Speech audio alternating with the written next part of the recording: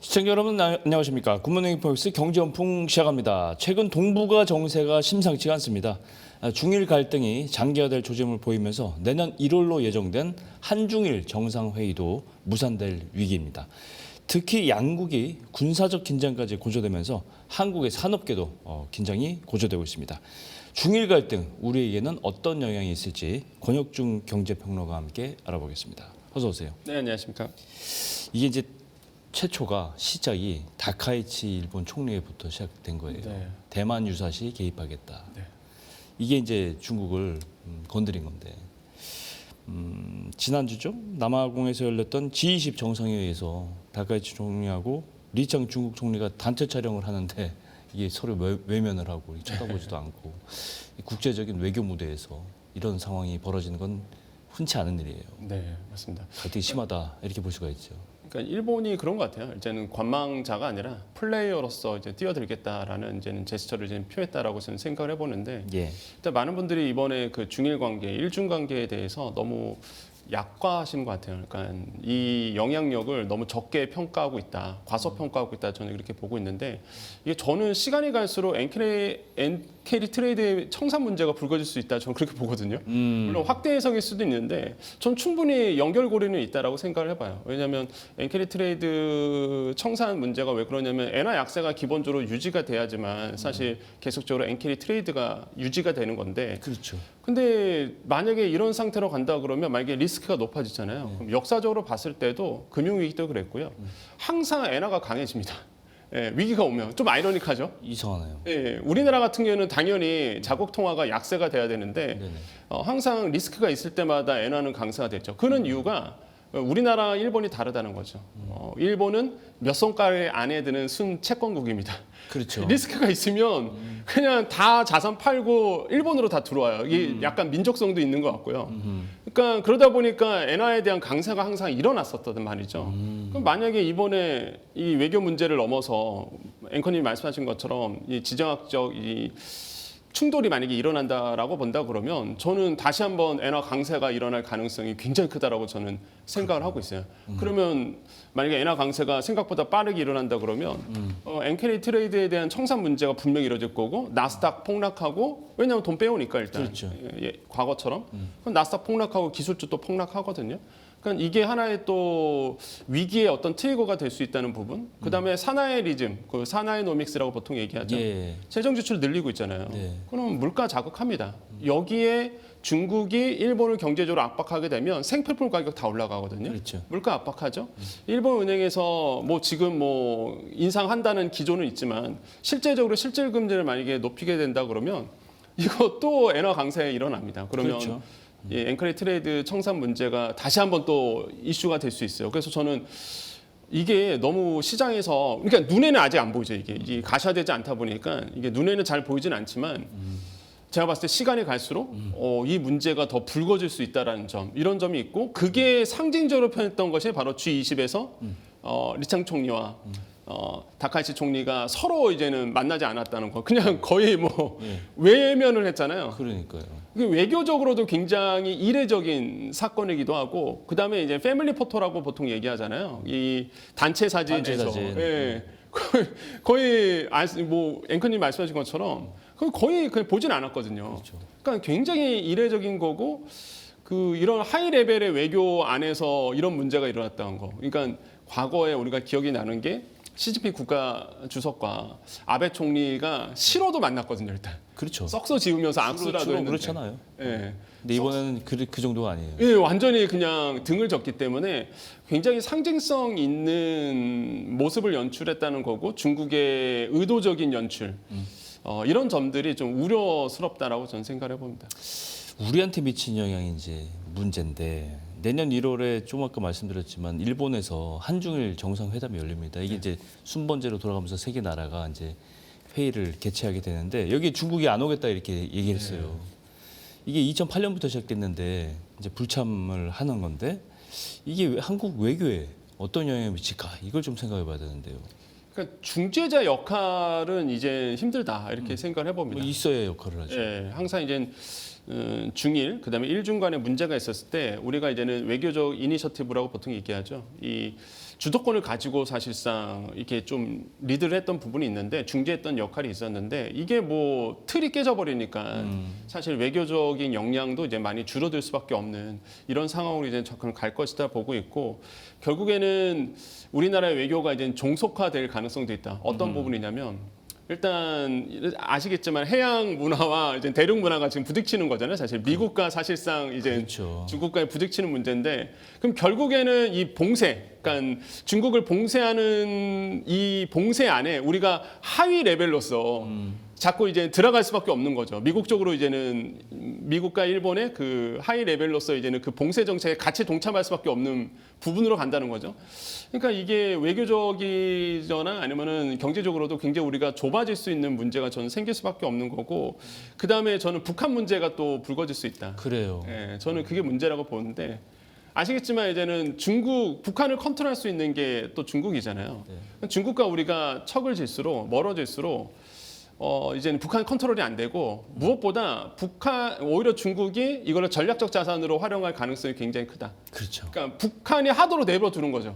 예, 그러면서 이제 일본과 미국을 북한을 통해서 압박하려는 이런 전략적 자산으로 분명히 중국은 활용할 거기 때문에 북핵 문제가 만약에 계속적으로 정리가 안 되고 이게 이슈화 된다 그러면 우리 시장에 대한 리스크는 당연히 커질 수밖에 없고 외국인들은 뭐 코리아 디스카운트 많이 없어졌다고 얘기하지만 다시 또 어쩔 수가 없죠. 지정학적 리스크는 뭐 어쩔 수 없는 거잖아요. 그래서 이런 코리안 디스카운트는 다시 한번 불러일으킬 수 있기 때문에 저는 이런 점에서도 굉장히 좀 우려스러운 부분이 저는 있다라고 생각해 봅니다. 일단은 이제 실질적인 서로의 공격 네. 여러 가지 이제 측면에서 그렇게 될 텐데 중국이 일본 여행 자제령을 내려버렸어요. 네. 딱 내리니까 중국과 일본행 항공편들이 줄줄이 결항이 됩니다. 이제 안 가요 일본에.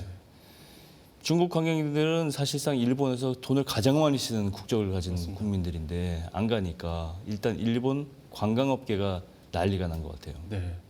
지금 많은 연구 리서치 얘기들이 계속 나오고 있는데 노무라 연구소에서는 이런 얘기를 했습니다. 이게 최대 연간으로 보면 한 2조 2천억엔, 우리 돈으로 본다 그러면 한 이게 20조 8천억 원 20조. 정도, 요 정도 이제는 타격이 될 수 있다. 이렇게 이제는 전망을 하고 있거든요. 중국인들이 일본에서 돈 안 쓰면 안 쓰면 봉쇄를 들어간다 그러면 그래서 이 정도로 이제 경제적 타격이 있고 저는 이제 무엇보다 이게 이제 시작이라는 점. 그러니까 단기적인 영향보다는 장기적으로 더 데미지가 쌓일 거라는 거죠. 그렇죠.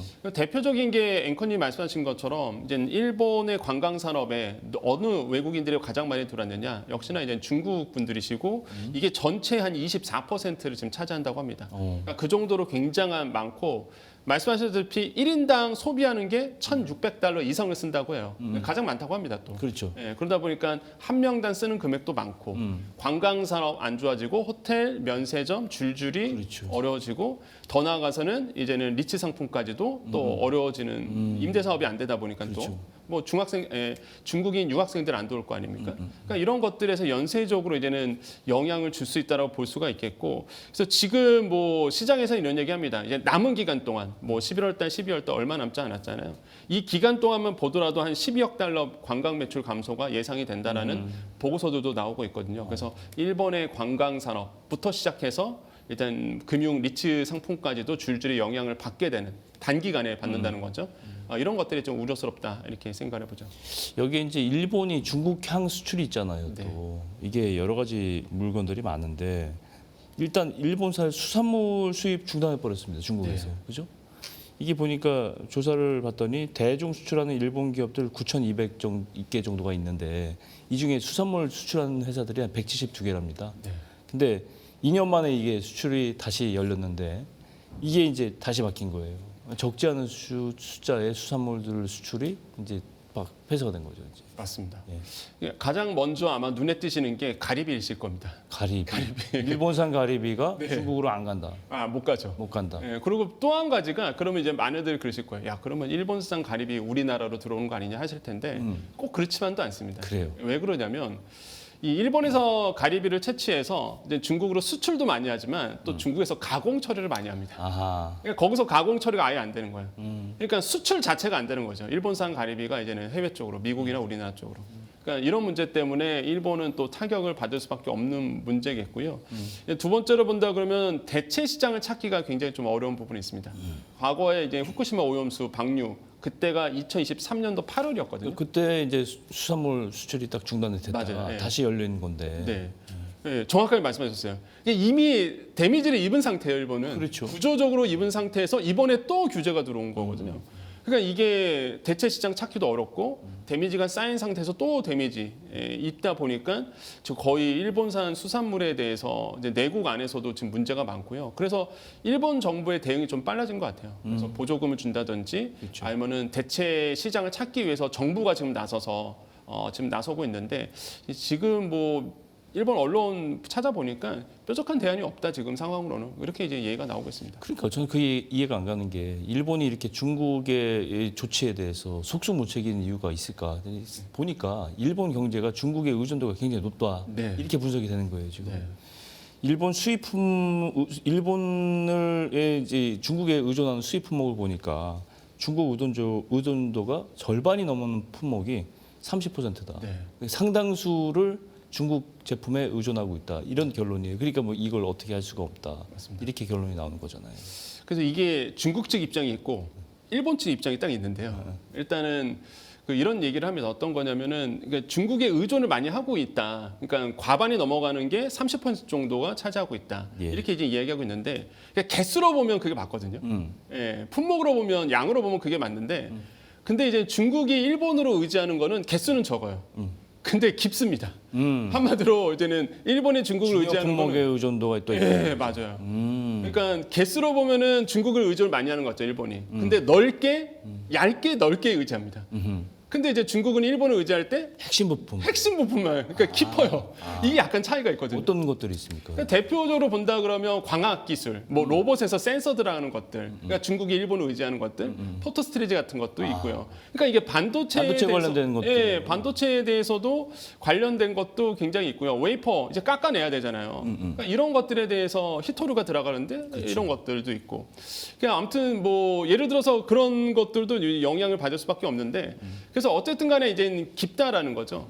그래서 이런 문제들이 중국 입장에서 본다 그러면 자국의 반도체를 키워야 되는데 물론 뭐 중국이 가지고 있는 힘은 있죠. 히토류 아까 말씀드렸던 히토류라든지 원자재는 있지만 그거를 가공 처리해서 그러니까. 예, 그걸 소재로 만드는 핵심 거는 소재들에 대해서는 일본에 일본이거든요. 또 중국이 의존하고 있는 건데 예. 그럼 일본이 이 카드를 쓰면 되잖아요. 근데 못 쓰죠. 예, 같이 망하기 때문에 못 쓰는 이유가 이제 몇 가지가 있습니다. 그래서 첫 번째로 본다 그러면 일단 부메랑 효과가 있다라는 거죠. 그러니까 만약에 중국이 이제는 규제를 했습니다. 일본이. 그러면 이제는 일본 입장에서 그럼 너희가 원자재 수출 안 해? 히토류 수출 안 해? 그럼 우리도 이제 광학 제품이라든지 센서 수출 안 할 거야. 이러면은 같이 망하는 거예요. 같이 망하는 거다. 부메랑 효과가 뻔히 알고 있어서 지금 이거에 대해서도 쉽게 이제는 일본이 카드를 내지 못하는 부분도 있겠고요. 기업의 생존의 문제거든요. 지금 아시겠지만은 뭐 신해체 화학 같은 경우에도 중국 쪽으로 수출 많이 하는데 이거 골이 끊기면은 자국 내 기업도 굉장히 타격이 크기 때문에 어렵고. 근데 두 번째로 본다면 이런 거죠. 이제 중국의 보복 카드가 또 두렵습니다. 말씀드렸다시피 갈륨이라든지 뭐 히토류라든지 아니면은 뭐 게르마늄 이런 것들에 대한 수출이 안 되면 당연히 일단은 공급망이 끊기는 거잖아요. 그렇죠. 뭐 원재료가 없는데 어떻게 만들어냅니까? 그러니까 이런 것도 이제 좀 일본 입장에서는 좀 두려운 부분도 있고 세 번째로는 이제는 학습 효과가 있는 거죠. 이게 가장 중요할 것 같은데 2019년도였습니다. 일본이 우리나라의 불화수소에 대해서 규제를 하고 맞아요. 그랬더니 우리가 너무 빨리 내국화를 시켜버렸죠. 맞아요. 내주화를 시켜버렸어요. 그랬죠. 그래서 이거 일본 입장에서 이게 아닌데 우리한테 더 의지를 해야 되는데 이제는 자체 개발해서 자체 개발에 해결해 해결해버리니까. 버리니까 그러니까 중국은 자본이 더 크잖아요. 우리나라보다. 그러니까 중국도 해결할 수 있어요. 예, 중국이 이게 시간만 주어주면 충분히 이거 일본 소재에 대해서 대체할 수 있다라는 생각이 드니까 학습 효과가 있다 보니까 쉽사리 또 일본도 이게 맞아요. 중국 쪽으로 규제를 못하는 부분이 있어요. 그리고 이런 점들이 어쩌 종합적으로 보면서 지금 아마 사나이 총리의 다카이치 총리의 머리가 좀 복잡하지 않을까 이렇게 보고 있습니다. 개선을 좀 많이 해야 될 거예요. 맞습니다. 경제 보복뿐만이 아닙니다. 이 군사적 긴장도 양국 간에 이제 깊어지고 있는데 대표적으로 이제 고이즈미 신지로 일본 방위장관이 지난 23일에 대만에서 불과 110km 떨어진 요나구니 섬을 이게 이제 최남단 섬이다. 그런데 여기에 뭐가 있냐? 육상 자위대가 있어요. 일본의 군대가 있는데 여기를 방문하는 건 굉장히 어떤 상징적인 뭔가 이제 약간 시그널을 주려는 듯한 의도가 아니냐 이렇게 보이는데 이 중국이 자극받았을 것 같은데요. 자극을 받을 수밖에 없는 게 이게 그런 느낌이어서 저는 이제 뉴스를 딱 들었을 때 이게 대만의 뒷문은 일본이 이제 지켜가는구나 이런 생각이 들었거든요. 왜냐하면 이게 보니까 요나구니 섬과 이제는 그 대만의 위치가요 한 110km가 된다고 합니다. 그러니까 날씨가 좋으면 보인대요. 그러니까 그 정도로 사실 가까운 거리에 있는 거고 그러다 보니까 이제 일본 입장에서는 이 섬에 이제 방문했다는 얘기는 방위 장관이 방문했다는 얘기는 우리가 이쪽 라인은 지켜준다라는 이제 상징적인 의미를 이제 준 것 같고, 근데 굉장히 요나구니 섬이 이 중요한 이유가 이게 단순히 보병만 있는 게 아니라 이 전자전이 가능한 곳이죠. 그러니까 그렇죠. 예, 레이더망도 지금 갖춰져 있는 상태에다가 가장 가까이서 관측도 할 수 있고. 예, 그다음에 재민 기술, 그러니까 전파 교란 기술도 이미 갖춰진 상태거든요. 아하. 그러니까 굉장히 그 군사적으로도 중요한 섬이기도 합니다. 그러니까 여기에 이제 방문했다는 것은 이제 중국에 대한 압박으로 좀 읽을 수 있겠고, 또 하나의 의미는 이제는 완벽하게 봉쇄를 해버리겠다라는 거죠. 그러니까 중국이 태평양으로 진출하기 위해서는 이 요나구니 섬 근처를 해양에서 지나가야 되는데 동쪽이니까요. 근데 이걸 완전히 봉쇄해 버려 갖고 사실상 이제는 중국이 못 나가게 하겠다라는 상징적 의미로 또 시그널을 보여줬다고 이제 평가해 볼 수 있는 거죠. 그래서 또 하나의 또 해석이 된다는 거는 내국에 있는 일본 자체에서 지금 목소리가 많거든요. 이거 강경하게 해야 되는 거 아니냐 이런 목소리가 있는데 이런 것들을 맞추기 위해서 그래서 아마 지금 방위 장관이 이제는 요나구니 섬에 방문하지 않았을까라고 보고 있습니다. 근데 이게 지금 현 정부에 대한 일본 현 정부에 대한 지지율이 이 중일 갈등 이후로 더 올라가고 있답니다. 네, 맞습니다. 그렇죠? 그걸 보면은 일본의 어떤 국민들이 이 현재 정부의 스탠스에 대해서 굉장히 동조하고 있어요. 맞아요. 그죠? 네. 그러다 보니까 중국도 이제 태세를 안 취할 수가 없는데 이 중국 로켓군이 최근 소셜 미디어에다가 전투 태세라는 영상을 해서 막 로켓 쏘고 막 저는 안 봤는데 뭐 그림만 봤는데 이걸 이제 만약에 유사시에는 우리가 이렇게 로켓으로 응전할 수 있다는 걸 강력하게 보여주는 이런 약간 액션을 취하는 것 같은데 의도가 이제 당연히 보이죠. 네. 그러니까 이게 지금 해당 영상을 보면은 이제 둥펑 61, 그러니까 신형 ICBM. 그다음에 이제 또 하나 보이는 게 둥펑 5C. 그러니까 이게 이제 전략 핵무기 미사일이라고 보시면 되는데 이걸 의도적으로 이제 보여줬단 말이에요. 그러니까 의도는 명확한 것 같아요. 첫 번째로 본다 그러면 니네는 전술 도발을 하면 우리는 전략 무기로 대응하겠다. 그러니까 과거에 보통 우리가 전술적으로 대응한다 보면은 뭐 드론 띄운다든지 뭐 비행기 날아간다든지 이런 쪽에서 마무리했었는데 이런 전술적인 어떤 제스처가 아니라 직접적인 타격을 할 수 있는 이런 전략 무기를 보여줌으로써 우리는 비례성의 원칙을 깨겠다라고 이제는 대외적으로 이제는 밝혔던 부분과 또 하나의 의미는 저는 이런 겁니다. 갇히지 않겠다는 의지를 천명한 것 같아요. 니네가 해안 봉쇄에서 우리를 못 나가게 하면 우리는 그냥 미사일 쏘겠다는 거죠. 그렇죠. 예, 그래서 봉쇄 정책에 휘말리지 않고 우리는 그 봉쇄를 넘어서 그냥 하늘로서 이제 쏘겠다라는 돌파하겠다는 의지를 또 중국은 이제 보여준 거죠.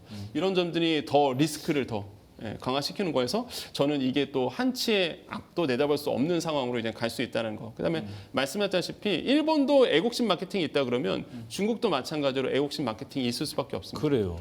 시진핑 국가주석이 3연임을 했는데 이거에 대해서 좀 더 강경하게 나가야 된다라는 자국 내 목소리가 분명히 있거든요. 일본도 마찬가지고, 그렇죠. 중국도 마찬가지고.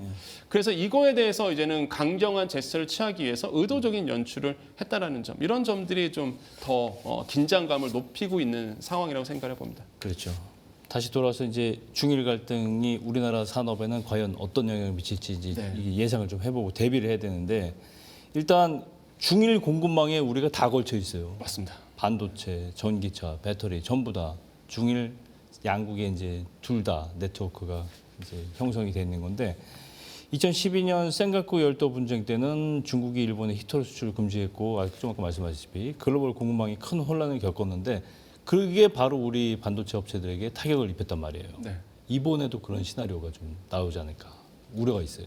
그렇죠. 저도 이제는 아까 말씀인 것처럼 뭐 금융적인 문제도 있겠지만은 일단 우리 산업에 직접적인 영향을 줄 수밖에 없는 거죠. 네. 그러니까 말씀하시피 한중일이거든요. 그러니까 중국에서 원재료 나오고 일본에서 소재되고 우리가 이제 제조해서 제조해서 이걸 수출하고 파는 뭐 이렇게 이런 구조로 이제는 딱 공급망에 갖춰져 있는 부분인데 이게 이제 고리가 이제 깨진다라는 거라서 저는 좀 문제가 커질 수 있다. 그리고 좀 더 문제가 커질 수밖에 없는 게 과거에 아까 말씀드렸다시피 센카쿠 그 열도에 대한 문제는 그때는 중국이 사실 카드가 많이 없었어요. 그러니까 히토류를 가지고 억제를 했었는데 그때는 사실상 그 히토류 규제 법안도 없었거든요. 중국 안에서는. 그러니까 우회적으로 약간 이렇게 검열을 강화해서 수출이 통제가 되도록 만든 건데 지금은 아예 법이 있습니다. 히토류 관리 조례, 수출 관리법. 이게 만들어진 상태라서 중국은 이 법에 가지고 아예 규제를 할 수 있기 때문에 더 공급망이 깨질 가능성이 굉장히 크다라고 볼 수가 있겠고 그래서 결국에는 저는 두 가지 측면에서 우리나라에 문제가 될 수 있다. 일단은 중국 공장이 우리가 시안 공장 있잖아요. 삼성전자 같은 그렇죠. 낸드 플랫의 40%가 예. 만들어집니다. 우시 공장 SK하이닉스 디램 반도체 40% 거기서 만들어지거든요. 일단 뭐 시오 공장 같은 경우는 아시겠지만은 이게 2014년부터 활발하게 움직이고 있는데 계속 데미지를 받고 있거든요. 지금 미국과 이제는 규제 때문에라도. 근데 문제가 시안 공장이 문제가 되는 게 지금 만약에 히토류가 원래 공급이 안 됩니다. 그러면 이제 일본에서는 웨이퍼라든지 아니면은 이런 소재 부분에서 문제가 생겨요. 이게 또 중국으로 흐르지 못하다 보니까 또 이 공장들은 그냥 고철로 남는 거거든요, 사실. 그렇죠. 그래서 반도체에서도 저는 타격이 분명히 있다라고 저는 생각을 해보겠고 또 하나가 이제 전기차도 이제는 문제가 있다. 아시겠지만은 이제 영구 자석이라 보는 네오디듐이 있잖아요. 네. 이거 중국에서 히토를 갖고 있는 건데 이거 수출 안 되면 전기차 이 모터 어떻게 만듭니까? 그러니까 이게 결국에는 또 문제가 돼요. 그러니까 일본만의 문제가 아니라 우리나라에 또 문제가 될 수 있어서 그렇네요. 그래서 저는 반도체, 전기차에서도 타격이 예상이 된다라는 점 이런 점들이 좀 우려스럽고 이게 우리가 너무 과소평가하는 것 같아요. 저는 이게 문제를 계속 보면서 이 중일 간의 문제, 일중 간의 문제를 너무 우리 시장에서는 또 너무 과소평가해서 이게 저 어떻게 한 치 앞도 예상할 수 없는 상황으로 갈 수도 있다 이렇게 평가해 봅니다. 정말 이게 눈앞에 닥친 현실이고 네, 맞습니다. 위험한 요인인데 이걸 좀 더 면밀하게 대응을 하는 플랜을 짜야 되지 않을까 네. 그렇게 마무리하겠습니다. 오늘 권혁중 평론가와 함께 중일 갈등 속에서 한국의 경제적 영향 한번 살펴봤습니다. 오늘 고맙습니다. 네, 감사합니다. 금융투자로 돈 벌기 쉽지 않으시죠? 그런데 불가능한 것도 아니죠. 글로벌 IB 트레이더의 눈으로 본 더 넓은 금융의 세계, 그들의 투자의 기술 정말 궁금하지 않으십니까? 여러분들을 응원합니다.